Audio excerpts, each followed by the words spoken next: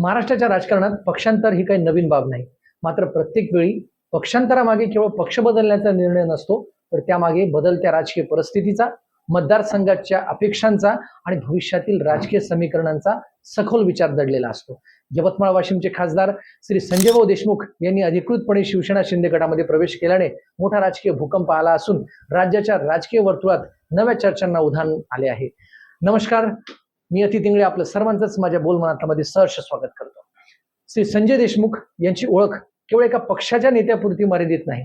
गेल्या अनेक वर्षात त्यांनी विविध राजकीय टप्पे अनुभवले आहेत. भाजपा, काँग्रेस, शिवसेना आणि इतर राजकीय पक्षांच्या वेगवेगळ्या काळात त्यांनी आपली भूमिका बदलली असली तरी प्रत्येक वेळी त्यांनी स्वतःचा स्वतंत्र जनाधार मात्र टिकवून ठेवला आहे. म्हणजे भाऊ जे म्हणतील ती दिशा आणि ते जो झेंडा पकडतील ते आपला. त्यामुळे त्यांच्या प्रत्येक राजकीय निर्णयाकडे सामान्य मतदार, कार्यकर्ते आणि राजकीय विश्लेषक विशेष लक्ष देत असतात. खरे तर संजय देशमुख यांच्यासाठी पक्षांतर हा नवीन विषय नाही. अपक्ष आमदार म्हणून निवडून आल्यानंतर त्यांच्या राजकीय कारकिर्दीत त्यांनी वेगवेगळ्या टप्प्यांवर विविध राजकीय पर्याय स्वीकारल्याचे आपल्याला पाहायला मिळते. मात्र प्रत्येक वेळी त्यांनी मतदारसंघातील स्वतःची जी काही पकड आहे ती कायम ठेवलेली आहे. यामुळेच भाजप सोडून आलेल्या देशमुखांना ठाकरे गटाने इतर निष्ठावंतांना डावलून डायरेक्ट खासदारकीची तिकीट दिली आणि अतिशय प्रतिभावंत मुत्सद्दी असलेल्या राजश्रीताई पाटील यांचा त्यांनी पराभव केला. याच कारणामुळे त्यांच्या या नव्या निर्णयालाही केवळ पक्षबदल म्हणून पाहता येत नाही. हा निर्णय का महत्वाचा आहे? कारण गेल्या काही वर्षात महाराष्ट्रातील राजकारणात मोठे बदल झाले आहेत. सत्तेची समीकरणे बदलली आहेत, पक्षांमध्ये फूट पडली, नवे राजकीय गट निर्माण झाले आहे आणि अनेक दिग्गज नेत्यांनी नव्या वाटा निवडल्या. अशा परिस्थितीत एखाद्या खासदाराचा सत्ताधारी गटात प्रवेश हा केवळ वैयक्तिक निर्णय राहत नाही, त्यांचे व्यापक राजकीय परिणामही होतात.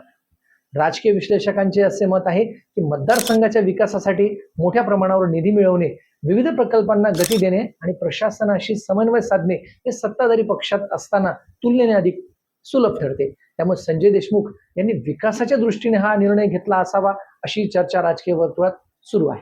परंतु या पक्षांतरांचा दुसरा एक महत्वाचा पैलू आहे की संजय देशमुख यांच्या जाण्यामुळे स्थानिक स्तरावर काँग्रेसमध्ये निर्माण झालेली राजकीय पोकळी नव्या नेतृत्वाला संधी देऊ शकते. अनेक वर्षापासून नेतृत्वाच्या शोधात असलेल्या काँग्रेसला नव्या चेहऱ्यांना पुढे आणण्याची आणि संघटनात्मक बळकटी वाढवण्याची सुवर्ण संधी मिळू शकते. त्यामुळे यवतमाळ वाशिम जिल्ह्यात काँग्रेसला नवसंजीवनी मिळण्याची दाट शक्यता आहे. आगामी निवडणुकांमध्ये काँग्रेस हा बदल आपल्या फायद्यासाठी कसा वापरतो हे पाहणे खऱ्या अर्थाने उत्सुकतेचे ठरणार आहे. यवतमाळ वाशिम मतदारसंघाची राजकीय परिस्थिती सुद्धा झपाट्याने बदलत आहे. नव्या पिढीचे मतदार विकासाच्या वाढत्या अपेक्षा, रोजगार, पायाभूत सुविधा, उद्योग आणि शेतकऱ्यांचे शेतीविषयक प्रश्न यामुळे राजकारणाची दिशा बदलताना दिसत आहे. याच पार्श्वभूमीवर शिवसेना शिंदे गटामध्ये प्रवेश करून संजय देशमुख यांनी स्वतःची राजकीय ताकद अधिक मजबूत करण्याचा प्रयत्न केला असल्याचे मानले जात आहे. आगामी विधानसभा आणि स्थानिक स्वराज्य संस्थांच्या निवडणुकांमध्ये या निर्णयाचा परिणाम नक्की आपल्याला दिसू शकतो.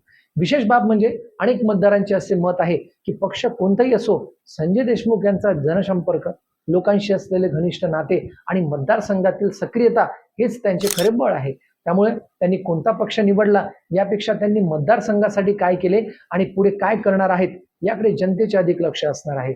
संजय देशमुख यांच्या प्रवेशामुळे शिवसेना शिंदे गटाला यवतमाळ वाशिम मध्ये नवे बळ मिळू शकते.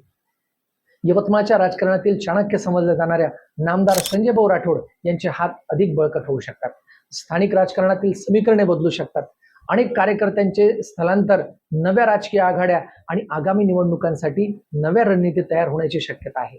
त्याचबरोबर विरोधी पक्षासाठीही एक मोठी राजकीय आव्हानात्मक परिस्थिती ठरू शकते. विशेषतः काँग्रेस आणि महाविकास आघाडीसमोर नवीन नेतृत्व उभे करण्याची आणि मतदारांचा विश्वास पुन्हा संपादन करण्याचे आव्हान असेल.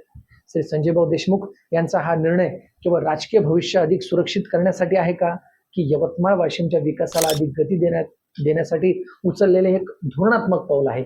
या प्रश्नाचे खरे उत्तर आगामी काळातील विकास कामे, मतदारसंघातील बदल आणि पुढील निवडणुकांच्या निकालातून मिळणार आहे. राजकारणात प्रत्येक निर्णयाचे परिणाम काळच ठरवत असतो. मात्र एक गोष्ट निश्चित आहे की संजयभाऊ देशमुख यांच्या शिवसेना प्रवेशामुळे यवतमाळ वाशिमच्या राजकारणात एक नवा अध्याय सुरू झाला आहे. हा अध्याय विकासाचा ठरणार की नव्या राजकीय संघर्षाचा हे येणारा काळच ठरवेल.